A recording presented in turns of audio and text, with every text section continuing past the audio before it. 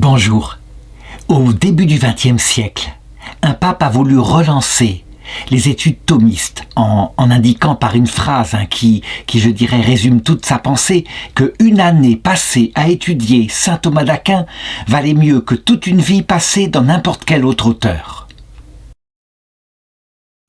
Et c'est vrai, la méthode précise du docteur Angélique, le fait qu'il analyse en se servant de manière équilibrée de la science de son époque et puis des données de la foi, tout cela forme quelque chose qui est spécifique à la foi catholique. Quand on compare par exemple avec la théologie des évangéliques qui eux bannissent tout ce qui vient de la philosophie pour ne garder que ce qui vient de la Bible. Ils prétendent que la réponse à tout est donnée dans la Bible.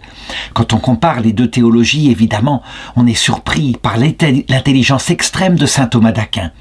Je voudrais raconter dans cette vidéo la vie d'un saint polonais qui véritablement avait fait de saint Thomas d'Aquin son maître. Il s'agit du bienheureux Jean Adalbert Balicki et que l'Église a proclamé par la parole du pape Jean-Paul II, patron de tous les professeurs de séminaire. Je voudrais raconter sa vie en mettant tout de même quelques nuances par rapport à saint Thomas d'Aquin que lui-même eut au cours de sa vie, ce qui fait qu'il est un théologien extraordinairement vivant. En effet, il n'a pas hésité à se servir contre la vie de saint Thomas d'Aquin, de la vie d'une petite jeune femme qui n'était pas encore béatifiée à son époque, mais qu'il sera plus tard et que les Polonais voudraient transformer en un docteur de l'Église. Je veux parler de sainte Faustine, celle qui, dans son livre, Les carnets de sainte Faustine, décrit une eschatologie tout à fait différente de celle de saint Thomas d'Aquin. Et ceci nous permettra véritablement de comprendre dans quelle mesure nous devons nous servir de saint Thomas d'Aquin et dans quelle mesure nous devons être capables, de le dépasser.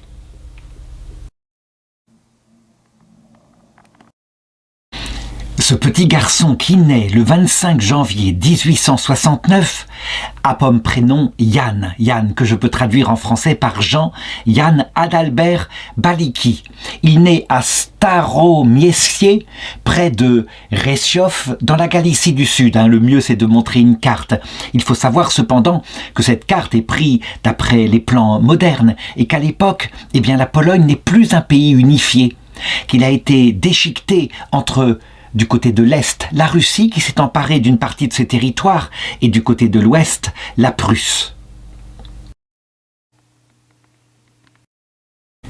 Ceci est une véritable injustice, une injustice que Napoléon, lors des guerres qu'il a initiées, n'a pas réparée lui-même, et puis que de toute façon, à la chute de Napoléon, les nations européennes auraient rétabli. En effet, la nation polonaise est une vraie nation au sens d'un peuple avec une langue, avec une tradition, avec une culture, etc. Et malheureusement, étant située entre les pinces d'une double puissance, on dépaisse assez facilement ce pays pour s'emparer de ses territoires. En tout cas, du côté de l'Est, juste à la frontière de l'Ukraine actuelle, c'est là qu'il est né et, on peut le dire, la Russie tsariste va vouloir pendant un certain temps faire disparaître la culture polonaise en imposant, y compris, l'orthodoxie à la place du catholicisme. Et les gens de la région vont tenir de manière farouche à garder leur culture en s'accrochant en particulier non seulement à l'amour de leur littérature, mais surtout à ce qui fait le cœur de la nation polonaise, la religion catholique. Et donc, la résistance du peuple polonais à l'est de la Pologne dépecée consiste à communiquer aux enfants le meilleur de la culture polonaise. Et c'est dans cette lumière-là que le petit Jan va être éduqué. Sa famille va donc tenir non seulement à l'élever dans un climat religieux extraordinairement profond, il est certain que là on récite le chapelet, mais va essayer aussi, quelquefois, en se saignant aux quatre veines, de lui donner les meilleures études, parce que, ils le savent, c'est en communiquant aux enfants la culture polonaise que la nation pourra survivre. Et donc, c'est dans ce cadre-là, alors qu'il est au lycée, et que sa famille, qui est très pauvre, l'encourage à travailler du mieux qu'il peut, c'est dans ce cadre-là qu'il va développer sa vocation, son désir d'être prêtre. Il en parle à sa famille et tout naturellement, avec la bénédiction de son père et de sa mère, en 1888, à l'âge de 19 ans, eh bien, il entre au séminaire des Latins de Presmyle. Et puis, il va faire 4 années d'études. C'est peu, 4 années d'études. Alors que pour former un prêtre, actuellement, il faudrait 6 ou 7 ans. N'empêche, il fait 4 années d'études et très vite, en 1892, donc à l'âge de 23 ans, il est ordonné prêtre. Quelle est l'opinion des pères du séminaire de Presmyle où il a fait ses études? Eh bien, c'est un garçon dont la vocation est manifeste, extraordinairement pieux. Il aime Dieu, il aime la Vierge Marie et il passe beaucoup de temps à la prière. Mais c'est aussi un garçon extraordinairement volontaire, on le voit, qui dès qu'il a un moment, se concentre sur ses études. Il veut être doué en théologie, il sait qu'il y a là un moment privilégié qui lui est donné par l'Église pour approfondir ses connaissances. Comme il est très doué, très intelligent, on le sait à cette époque-là, quand on trouve un élément parmi les vocations qui se trouve ainsi avec des capacités intellectuelles, en général, on les dirige vers Rome, pour les universités romaines, où la théologie pourrait être approfondie, où on pourra passer des diplômes. Et là, en l'occurrence, eh bien, on ne va pas le diriger vers la faculté de Rome qui est tenue par les dominicains, mais plutôt celle qui est tenue par les jésuites, l'université grégorienne. C'est pour lui une chance extraordinaire et ce tout jeune prêtre se retrouve à Rome, dans le cœur battant de la catholicité. Il observe et il voit en particulier le lieu où la vie de l'Église se décide, où le magistère de l'Église est approfondi. Il faut savoir que, à cette époque-là, le dogme de l'infaillibilité pontificale a été prononcé par l'Église. C'est un dogme tout à fait fondamental parce qu'il montre que, pour interpréter l'Écriture et la tradition, le Seigneur a donné un canal supplémentaire dans le magistère des papes. Et quelquefois, les conciles sont unis au magistère des papes et ils approfondissent ainsi la foi. Mais il y a un charisme d'infaillibilité qui ne porte évidemment pas sur tout, mais qui porte exclusivement sur la définition de la doctrine. Eh bien, il reçoit cela.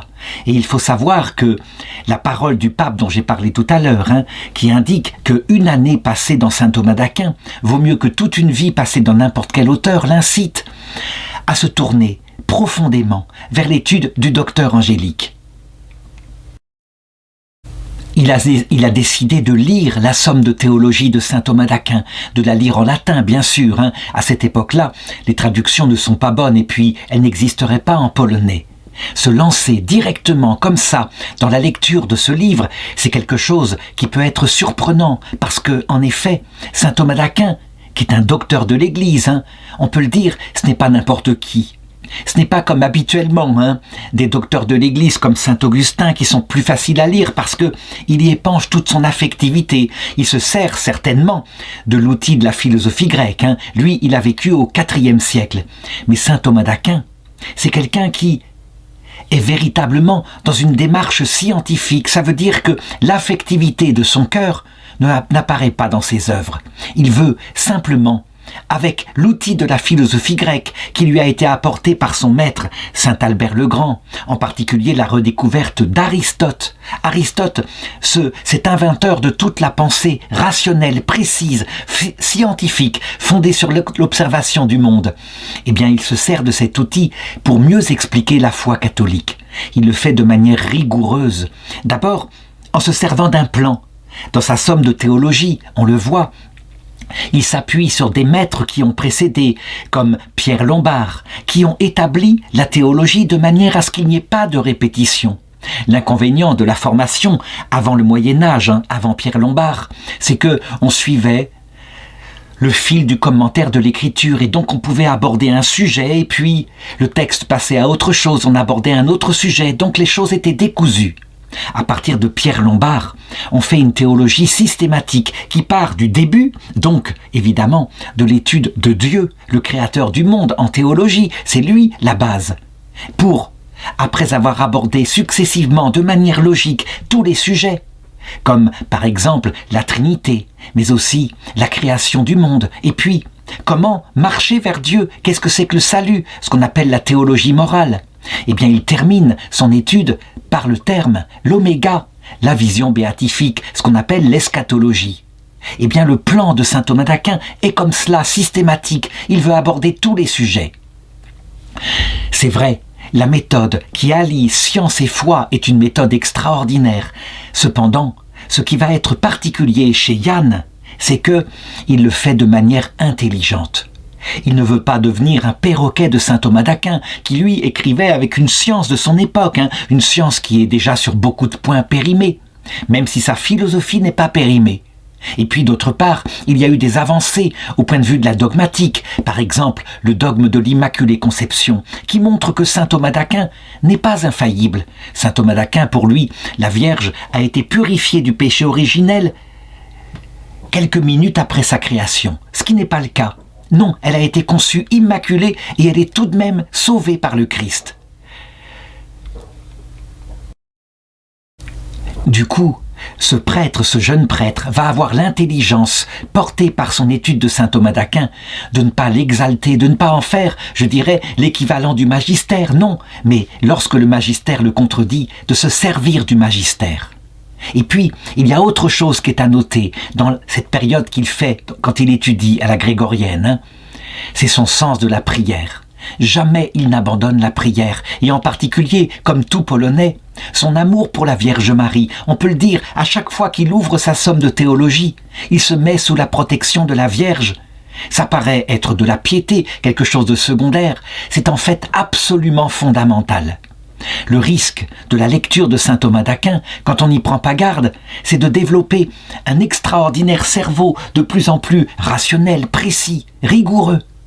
Et du coup, le cœur, l'amour de Dieu qui est tout de même le but, saint Thomas d'Aquin le dit lui-même, ma somme de théologie est pour les débutants.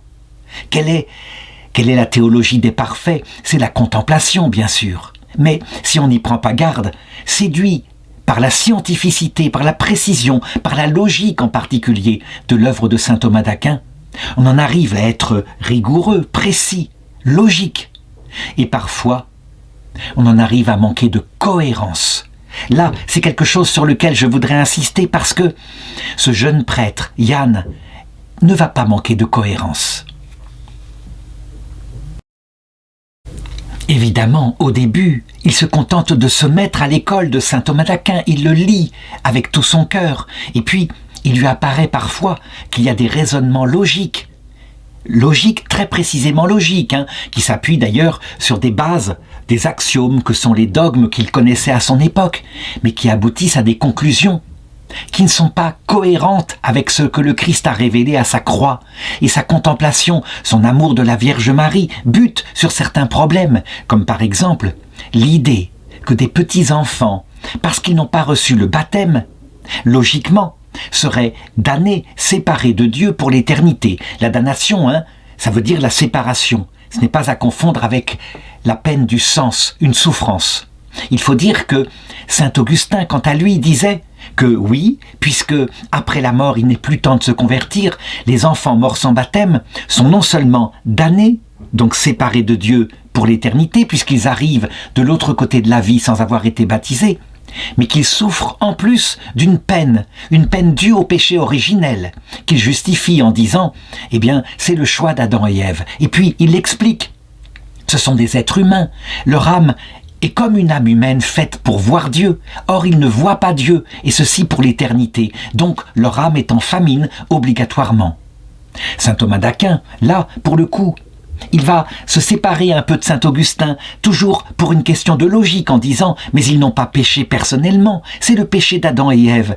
Donc certes, ils sont séparés de Dieu, mais sans souffrance. Et donc, ils sont dans une sorte de paradis, entre ce monde et l'autre. Et comme jamais on ne leur a parlé de la vision béatifique, eh bien ils se contentent de leur vie. Saint Augustin aurait dit « Mais c'est impossible, regardez l'être humain.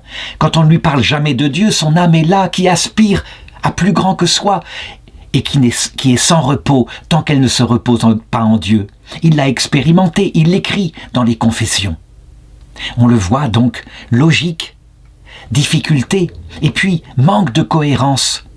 comment Dieu, qui est mort sur la croix, pour des gens qui l'insultaient, pour les sauver, pour les amener à la vie éternelle, pourrait-il permettre que des petits-enfants innocents soient séparés de lui pour l'éternité? Il y a quelque chose qui ne va pas en cohérence avec la contemplation. Eh bien, Yann, justement, comme c'est un contemplatif et qu'il regarde la Vierge Marie et qu'il regarde son cœur et que le cœur de la Vierge Marie le conduit à connaître le cœur de Jésus, il voit bien cette incohérence. Mais il ne peut pas la critiquer, il n'y a pas les instruments encore. Disons que saint Thomas d'Aquin dit cela. Ce sera plus tard et je vais le raconter, comment il trouvera la solution à cette incohérence. En tout cas, en 1897, et c'est une date fondamentale. Non seulement pour lui, mais c'est une date fondamentale pour l'Église. C'est l'année de la mort d'une petite carmélite du côté de Lisieux, que lui ne connaît pas, c'est impossible. Elle s'appelle Thérèse de l'Enfant Jésus. Elle sera plus tard, je dirais, l'étoile brillante du pontificat du pape Pie XI, qui en fera un docteur de l'Église.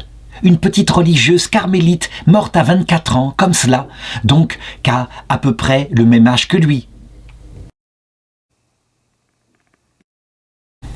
Et qui, elle aussi, avec son cœur et sa contemplation, mais sans avoir étudié saint Thomas d'Aquin, écrit simplement « Un petit enfant, ça ne se damne pas, ce n'est pas possible ».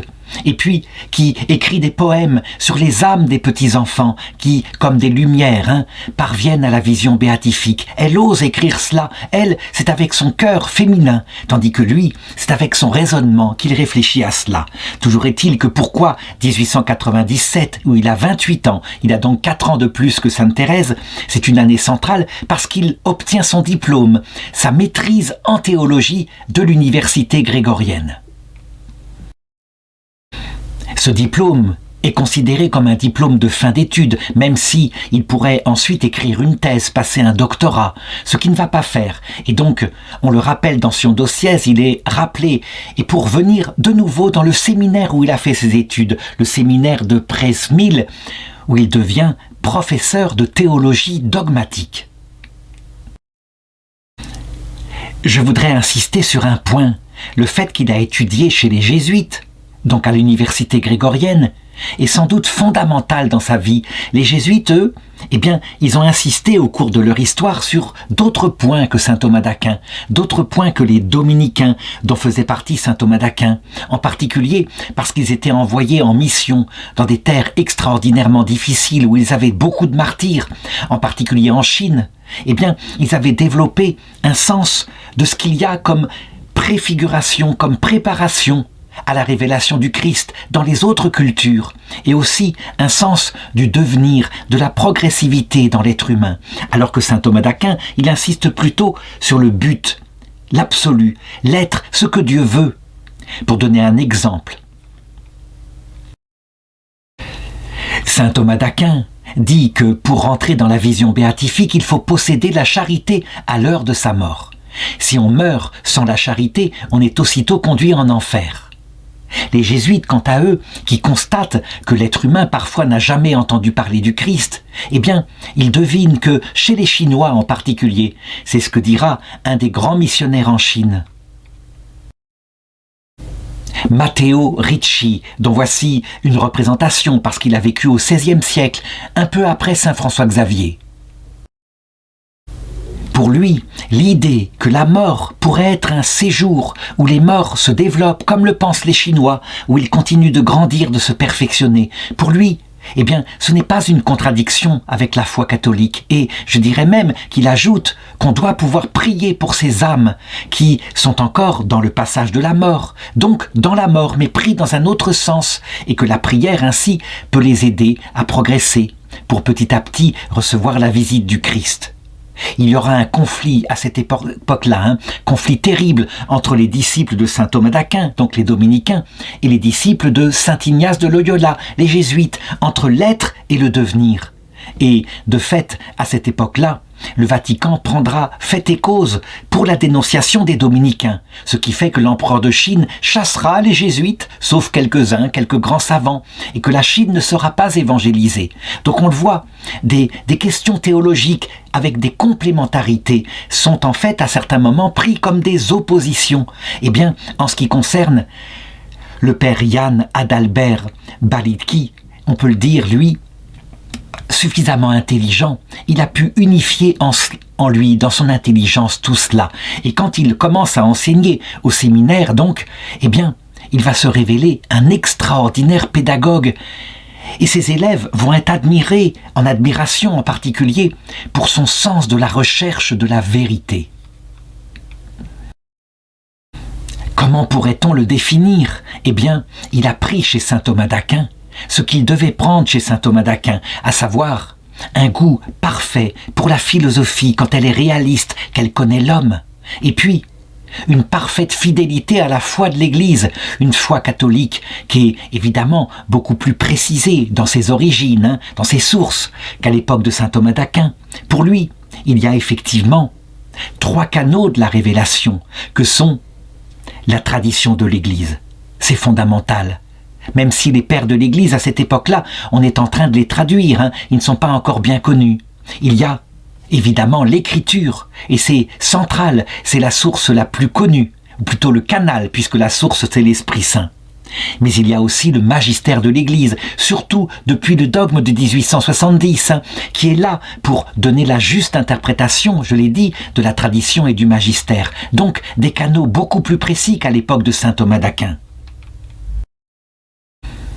Son intelligence, là, qui cherche la vérité et qui la cherche en rendant intelligents ses propres étudiants, les séminaristes qui lui sont confiés, est allié à un grand sens de la prière. Et il leur dit, tout cela, eh bien, c'est au service de quelque chose de plus profond. Sans la prière, notre science ne sert à rien, elle sera comme une cymbale retentissante. Il apprend à ses étudiants à prier, à se tourner vers une sagesse plus profonde que la sagesse théologique ou que la sagesse philosophique. La sagesse mystique, l'amour de Dieu, l'Esprit Saint qui vient dans le cœur et qu'on ne peut obtenir qu'en passant des heures et des heures à la chapelle. Autre aspect qui est fondamental, il ne se contente pas à donner la doctrine qui donne le but au niveau du comportement moral, il doit former des pasteurs et donc il est capable de prendre avec eux des cas très concrets, d'en discuter avec eux pour voir exactement comment on peut faire progresser les gens. C'est ce qu'on appellera plus tard la théologie pastorale.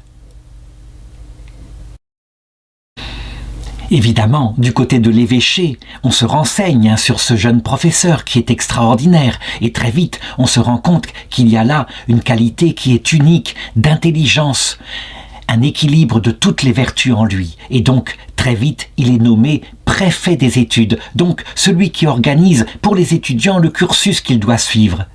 Il se sert évidemment des données du Concile de Trente qui ont précisé les choses, mais il y a eu entre-temps d'autres apports.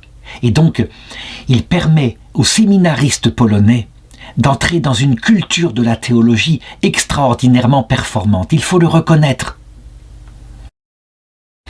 Et c'est ainsi qu'il va passer sa vie pendant 30 années scolaires avec à chaque fois une nouvelle arrivée de séminaristes. Il va exercer son rôle de professeur, humble professeur, mais professeur lumineux dans ce séminaire. Et puis, à un moment donné, évidemment, au bout de 30 ans d'enseignement, en 1928, il a maintenant 59 ans, eh bien, son évêque lui annonce qu'il est nommé recteur du séminaire. Ça veut dire, c'est une responsabilité suprême, celui qui est chargé non seulement d'organiser tous les études, mais plus que cela. Lorsque des candidats sont là et que les pères du séminaire les observent au long de leur formation, voient leur comportement, les observe aussi en stage pastoral. C'est lui qui, auprès de l'évêque, a la responsabilité de présenter les candidats pour l'ordination sacerdotale. C'est une responsabilité fondamentale. Si on se trompe de candidat, si on ordonne prêtre un homme qui, par exemple, est en conflit avec le magistère de l'Église et s'y oppose, On prend évidemment le risque qu'un pasteur entraîne des brebis en dehors du troupeau de l'Église. Il ne faut donc pas se tromper. Mais lui, avec son sens spirituel et le goût qu'il a pour l'intelligence de la foi, mais aussi le caractère mystique et contemplatif de la foi, on peut dire que tous ceux qui sortent de son séminaire seront des réussites. De plus, la théologie au cours de ces 30 années et la problématique qu'il avait posée déjà par rapport à la cohérence de saint Thomas d'Aquin s'est considérablement approfondie. Il faut savoir que à cette époque-là, en Pologne, on a appris qu'il y avait une religieuse tout humble, mais qui avait reçu des révélations du Seigneur, semble-t-il, et qui, le Seigneur lui avait demandé de peindre elle-même ou de faire peindre une représentation de lui en tant que Sacré-Cœur. C'est le Christ miséricordieux dont j'ai derrière moi une image représentée. Cette religieuse, née en 1905, mourra assez vite à l'âge de 33 ans, en 1938. Mais elle commence à être assez connue et d'autre part, l'image du Christ miséricordieux, c'est la spiritualité qu'avec un prêtre, dont je vais parler après, elle répand sur l'église de Pologne. Cette image lui paraît fondamentale en théologie.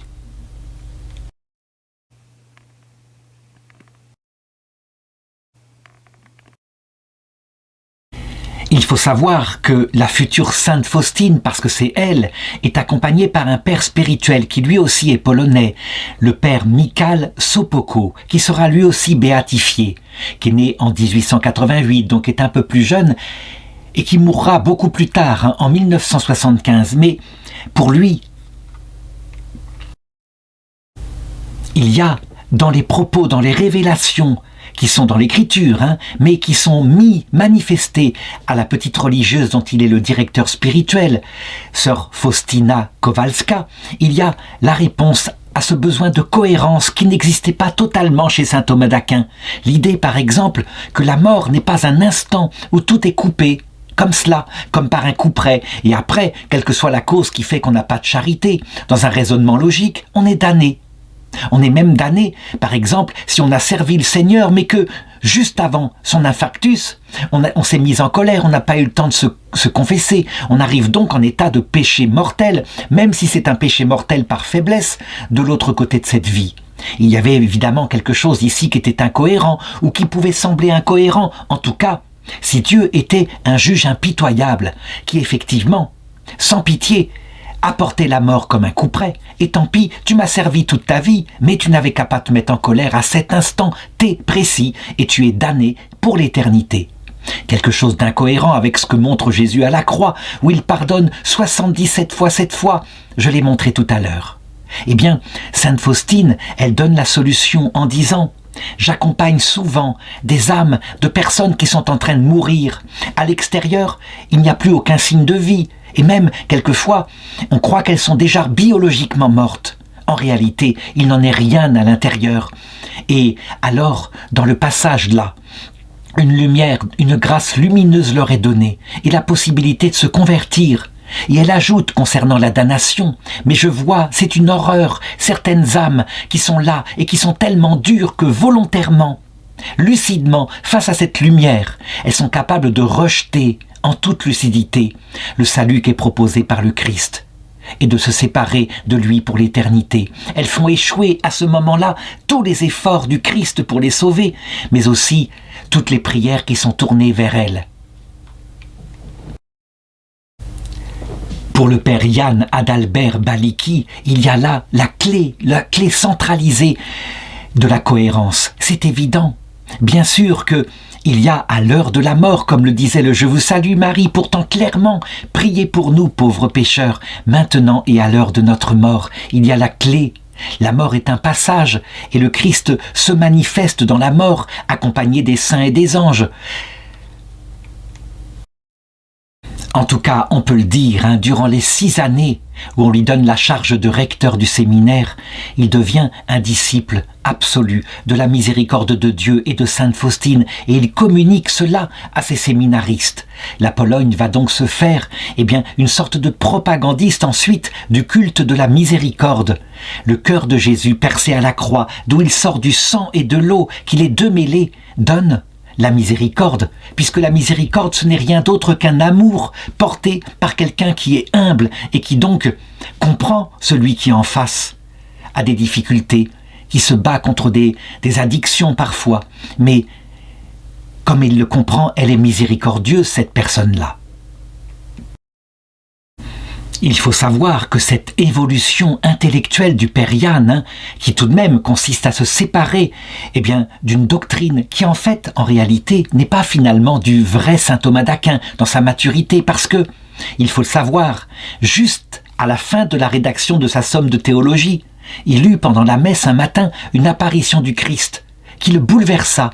Et son secrétaire, le frère Réginald de Piperno, qui était là, qui voulait reprendre le travail après cela pour continuer la somme, il en était rendu justement au traité sur le sacrement de pénitence. Saint Thomas d'Aquin fut absolument incapable de dicter quoi que ce soit. Il était comme paralysé. C'était comme si, disait frère Réginald, la plume était tombée de sa main. Et ensuite, frère Réginald avait insisté, et saint Thomas d'Aquin avait dit « Je ne puis plus, frère, je ne puis plus ». Je me rends compte que, en comparaison de ce que j'ai vu, tout ce que j'ai écrit, c'était comme de la paille, comme du foin. Il était même prêt à détruire toute son œuvre, ce qu'évidemment, heureusement, l'Église lui interdit de faire.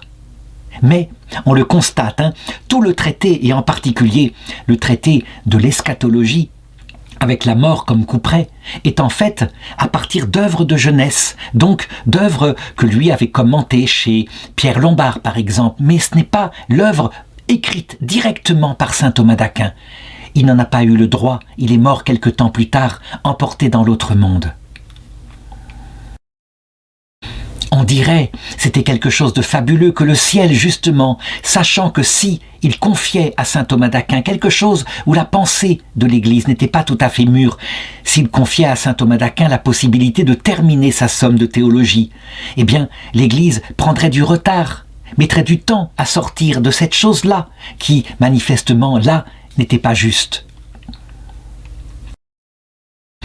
Je voudrais montrer d'ailleurs comment il y aura des résistances à l'envahissement, l'ouragan, oui, on peut le dire, l'ouragan de lumière qu'apportera les révélations reçues par sainte Faustine, et qui, comme je l'ai dit, ne sont pas une révélation nouvelle, elles sont dans l'Écriture, mais on ne les voyait pas. Quand par exemple le Christ dit « La bonne nouvelle de l'Évangile sera annoncée à toutes les nations, puis viendra la fin. » Ce qui veut dire que la fin ne vient pas avant qu'on ait entendu en clair l'Évangile, qu'on ait pu l'accepter. Et entendre en clair, ça ne veut pas dire l'entendre seulement avec les oreilles, elle passe d'une oreille à l'autre comme cela. Non, c'est avec la grâce du Saint-Esprit qui donne la possibilité de croire.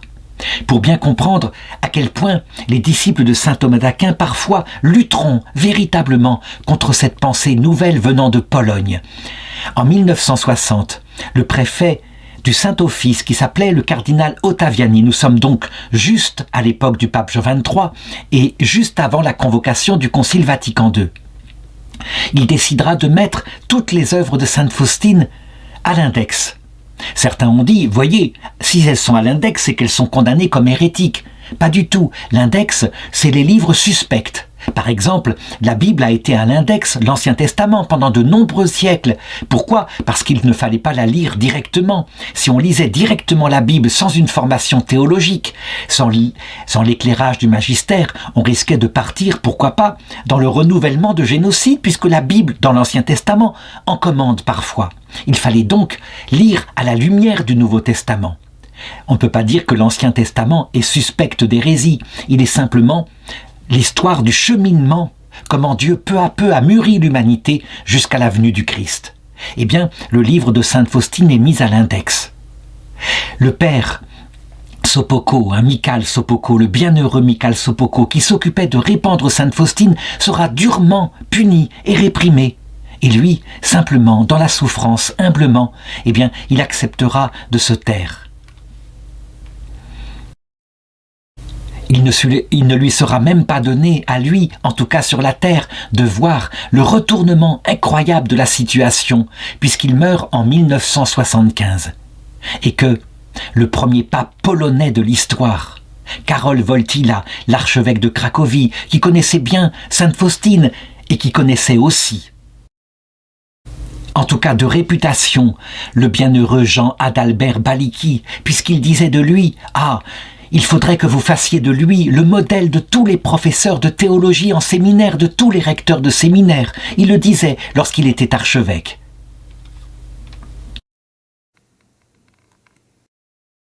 Eh bien, quand Jean-Paul II sera donc élu pape, il sortira bien sûr très vite Sainte Faustine de l'index, qui d'ailleurs n'existait plus depuis le Concile Vatican II, mais plus que cela, il la réhabilitera, et en disant, eh bien, pour ne pas humilier la génération précédente, qu'il y avait peut-être des problèmes de traduction, alors qu'en réalité, non, ce n'était pas le problème, puisque l'histoire de l'illumination finale à l'heure de la mort avait déjà été mise à l'index auparavant, dans les années 1930, avec un certain père Gétineau, et donc le Saint-Office avait condamné parce que ce n'était pas la ligne de saint Thomas d'Aquin. Eh bien, on le voit, quel retournement. Non seulement Faustine devient sainte et canonisée, mais les prêtres polonais, les évêques polonais, demandent maintenant au Vatican qu'elle puisse rejoindre les 4 docteurs de l'Église féminine qui existent déjà, à savoir Sainte Catherine de Sienne, Sainte Thérèse d'Avila, Sainte Hildegarde de Bingen et Sainte Thérèse de l'Enfant Jésus. Qu'elle soit elle-même nommée docteur de l'Église.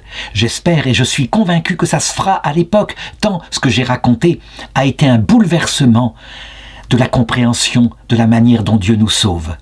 En tout cas, pour le bienheureux Jean Adalbert Balicki, eh bien, à l'âge de 65 ans, on le met en retraite et donc il quitte sa charge de recteur du séminaire, il est remplacé par quelqu'un d'autre. On n'est jamais indispensable. Et il lui reste quelque temps à vivre sur terre. Alors, parce qu'il veut être au service des gens, il va se mettre au service du sacrement de la miséricorde, le sacrement de confession. Certains ici pourront dire, mais ça veut dire que le bienheureux Jean Adalbert Balicki n'est finalement qu'un professeur. Il n'a jamais exercé de pastoral sauf quelque temps comme vicaire après son ordination. Il a toujours enseigné. Il ne faisait pas qu'enseigner, bien sûr. Il sortait du séminaire, il y avait des cours à fournir, mais il y avait tout un apostolat. Et en particulier, tout au long de sa vie, il s'était occupé avec miséricorde. Il avait confessé, mais en plus, l'un de ses apostolats préférés était de venir en aide aux jeunes filles qui étaient tombées enceintes sans être mariées et qui à l'époque étaient souvent marginalisées, méprisées. Et lui, il trouvait honteux comme cela que des jeunes filles courageuses qui en plus, en général, n'abandonnaient jamais leur enfant, à la différence des pères, qui avaient disparu depuis longtemps, qu'on les traite ainsi. Il les aidait de toutes les façons possibles. Et donc, étant maintenant plus âgé, eh bien, il va se consacrer à la confession, assis dans les confessionnaux qui ont été instaurés par le pape Saint Pie V avec des grilles et les pénitents qui défilent. Et là, ça va être absolument incroyable, parce que tout ce qu'il a appris, tout ce qu'il a enseigné, il le met en pratique. Lorsque une personne vient se confesser, parfois, elle confesse des péchés, et c'est une situation qui est humiliante pour elle, c'est certain. Mais parfois, elle vient aussi pour demander des conseils.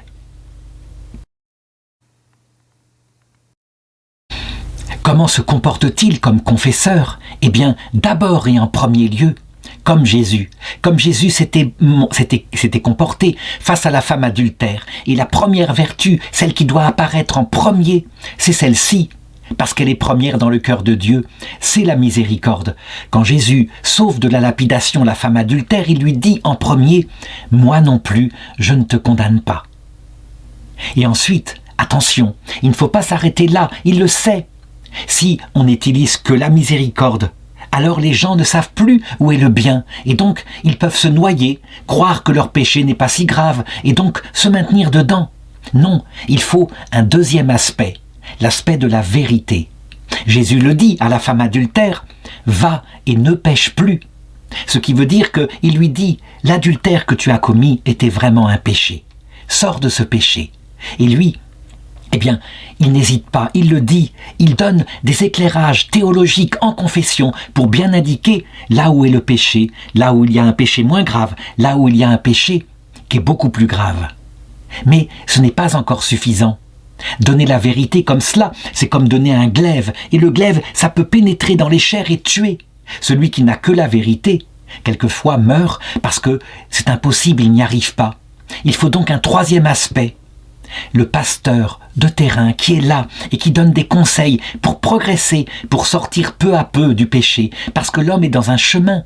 Et Jésus donc a dit à la femme adultère, « Va et ne pêche plus », en pensant qu'elle ferait des progrès, qu'elle aurait des tentations, évidemment, à cause de cette tendance qu'ont les femmes à chercher quelque part un amour absolu. Jésus, qui savait ce qu'il y avait dans le cœur des hommes et des femmes, savait que la plupart du temps, l'adultère chez la femme, elle vient de l'espoir qu'il y ait enfin quelqu'un qui l'aime. Et à ce moment-là, son désir sexuel s'éveille, alors que souvent chez l'homme, l'adultère est beaucoup plus du côté génital. Mais il ne faut pas durcir ses positions, hein. Tout cela est assez souple, mais ce sont quand même des tendances générales. Et donc on le voit, lorsque des pénitents honteux reviennent la semaine suivante, confessant le même péché qu'ils avaient promis la semaine précédente de ne plus commettre, il ne fait pas comme certains confesseurs qui disent « Ah ben non, cette fois je ne vous donne pas l'absolution puisque vous êtes retombés dans ce que vous aviez promis de ne pas recommencer. » Non, il donne l'absolution et le moindre signe de repentir, il donne l'absolution. Il est le ministre de la miséricorde, mais il encourage à se relever, refaire l'effort, sortir de son addiction, de son péché majeur.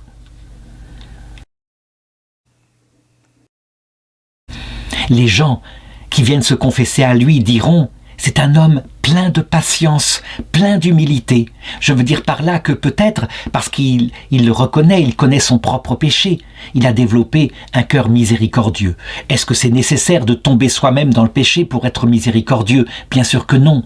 Il suffit, simplement d'être dans la compassion. Ça veut dire de s'être projeté dans la situation des personnes qui pêchent pour quelquefois, comme dit le Seigneur, la charité ne condamne pas, la charité excuse tout. Ça ne veut pas dire qu'elle justifie tout, mais qu'elle essaye de trouver tout ce qu'il pourra se faire comme avocat pour la personne qui est tombée. Les gens ajouteront que le père Jan Adalbert Baliki avait une extraordinaire connaissance des âmes et que certains même allaient jusqu'à dire « ce n'est pas possible, il y avait forcément une aide de Dieu, quelque chose de charismatique ». Ce n'est pas obligatoire.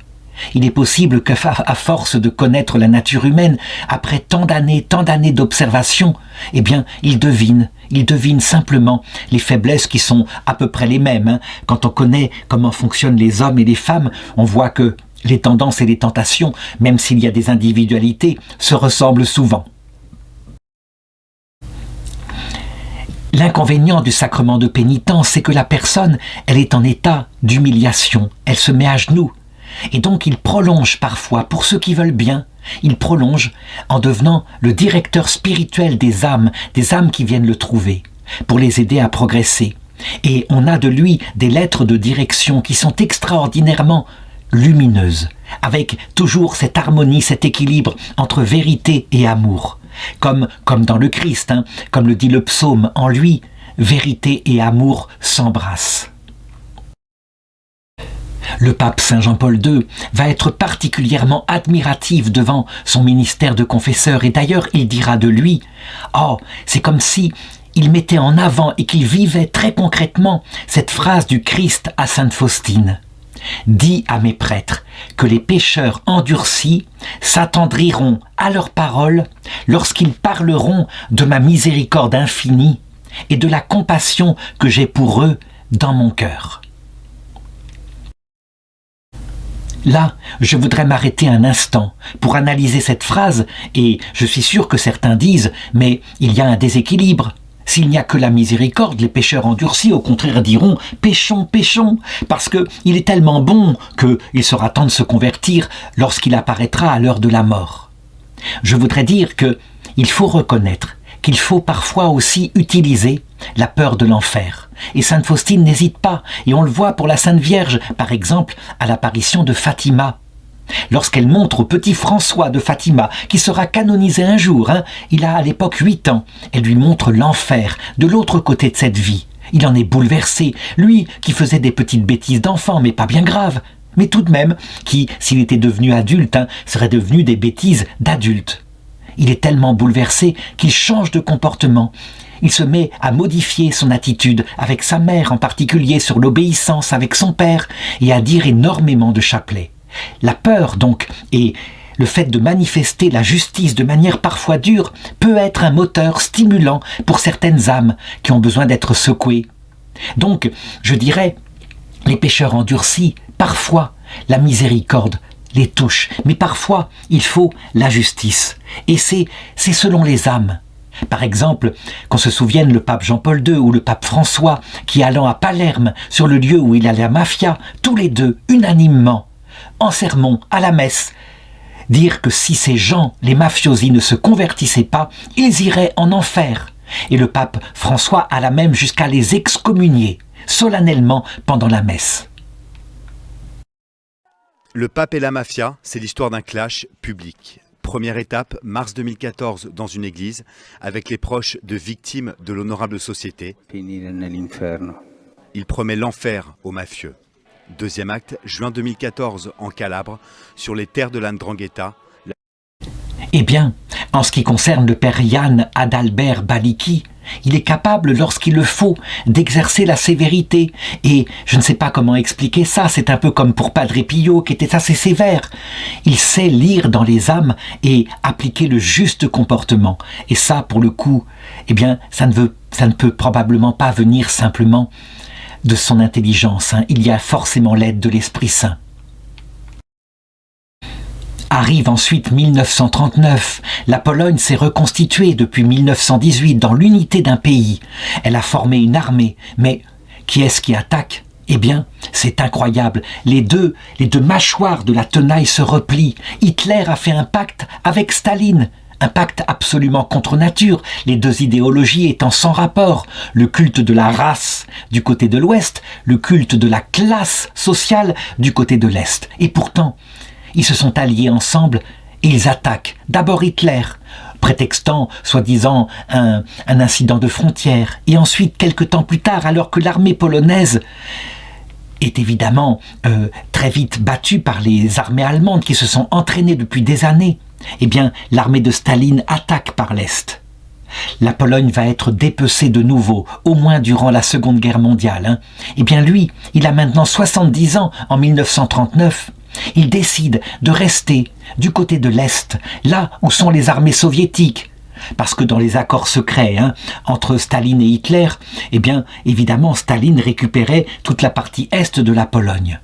C'est évidemment extraordinairement dangereux qu'on se souvienne le complot terrible que fit Staline à cette époque-là. Tous les officiers polonais, qui étaient le cœur de la culture, qu'avaient reçu tout cet amour de leurs parents, il les fit exécuter d'une balle dans la tête. 30 000 officiers polonais pris par ces armées. Du côté de Katyn, c'est le massacre de Katyn qu'il n'y a formellement. Pendant le procès de Nuremberg, par exemple, il continua de dire que c'était un crime nazi.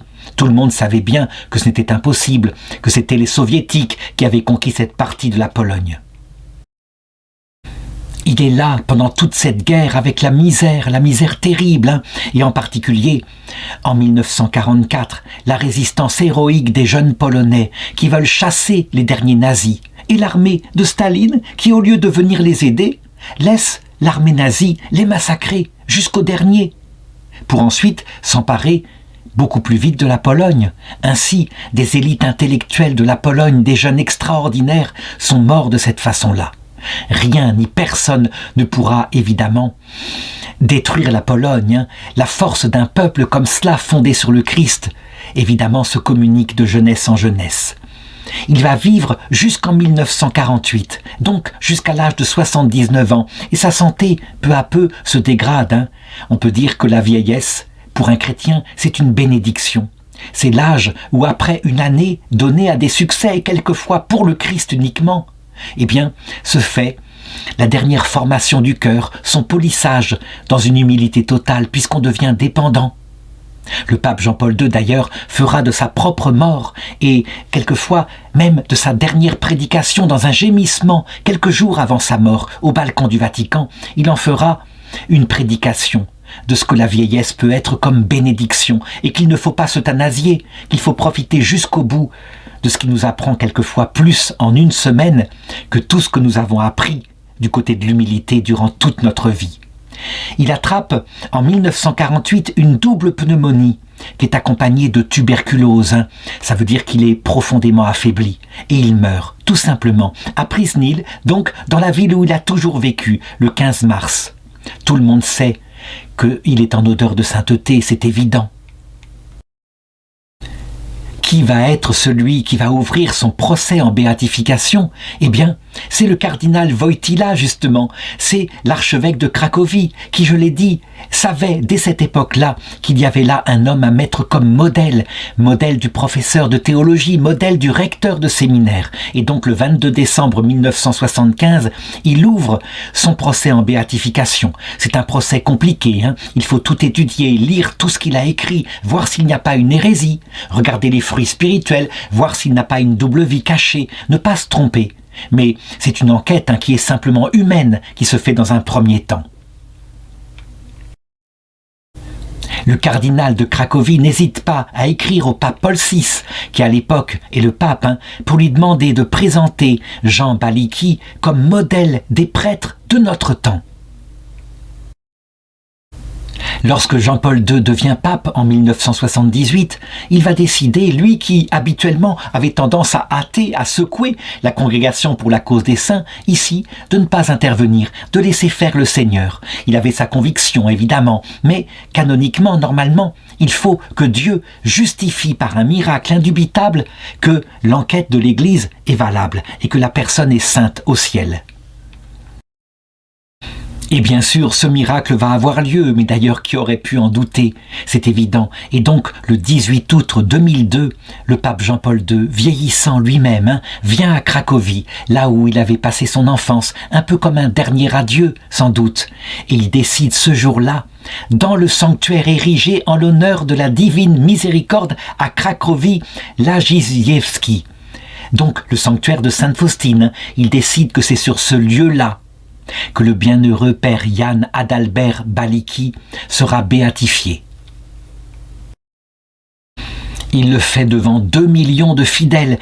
C'est le plus grand rassemblement qu'ait jamais connu la Pologne. Et on voit cette parole prophétique du pape Jean-Paul II. Oui, dites à mes prêtres que si vous parlez aux pécheurs endurcis de la miséricorde de Dieu, ils se laisseront toucher. Je voudrais terminer cette vidéo en lisant un extrait d'un discours à l'audience générale qui a suivi le 21 août par le pape Jean-Paul II au Vatican sur la place Saint-Pierre, parce que je crois qu'il résume véritablement tout ce que j'ai raconté sur le bienheureux Jan Adalbert Balicki. Voilà ce qu'il dit. J'ai voulu indiquer par ce nouveau bienheureux que j'ai ainsi proclamé devant le peuple chrétien que leur exemple pouvait constituer un exemple et un élan encourageant à témoigner à travers les faits de l'amour miséricordieux du Seigneur qui vainc le mal par le bien. Ce n'est qu'ainsi qu'il est possible d'édifier la civilisation de l'amour désiré, dont la force douce s'oppose avec vigueur au mystère de l'iniquité qui est présent dans le monde et qui est suscité par Satan. Et le pape ajoutait, c'est à vous, disciples du Christ, qu'il revient la tâche de proclamer et de vivre ce profond mystère de la miséricorde divine, qui régénère le monde en nous poussant à aimer nos frères et même nos ennemis.